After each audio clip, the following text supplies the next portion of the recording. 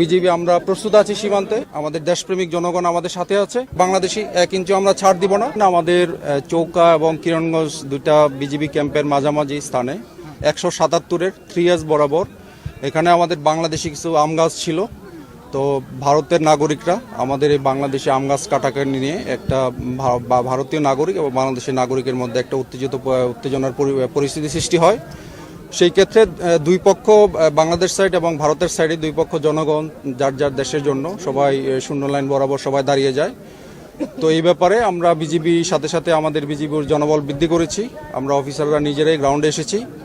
এসে আপনারা দেখেছেন যে 4:10 আমাদের বিজিবি ব্যাটালিয়ন কমান্ডার পর্যায়ে বিএসএফ এর কমান্ডেন্ট এসেছিল। আমাদের কমান্ডেন্ট পর্যায়ে একটা ফ্ল্যাগ মিটিং হয়েছে এবং বিএসএফ এর পক্ষ থেকে দুঃখ প্রকাশ করা হয়েছে যে গাছগুলি কাটা হয়েছে এটা অন্যায় হয়েছে এবং তাদের পক্ষ থেকে তারা এটা ব্যবস্থা নেবে।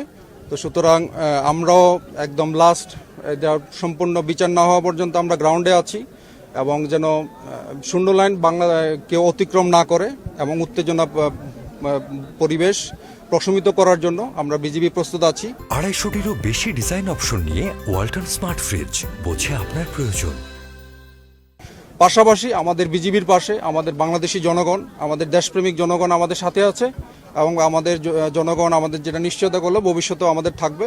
সুতরাং আপনাদের মাধ্যমে আমি রিকোয়েস্ট করতে চাই, বর্তমানে শূন্য লাইন বরাবর আমাদের জনগণকে দূরে সরে আসার জন্য বিজিবি আমরা দিনরাত প্রস্তুত আছি। আমরা ইনশাল্লাহ যে কোনো পরিস্থিতি আমাদের বিজিবির কন্ট্রোলে আছে। তবে আমরা এটা বিভিন্ন মব কন্ট্রোল করার জন্য ওরা সাউন্ড গ্রেনেড নিক্ষেপ করেছে, যেটা ওরা ইন্টারন্যাশনাল আইন যেটা আছে এটা ভঙ্গ করেছে।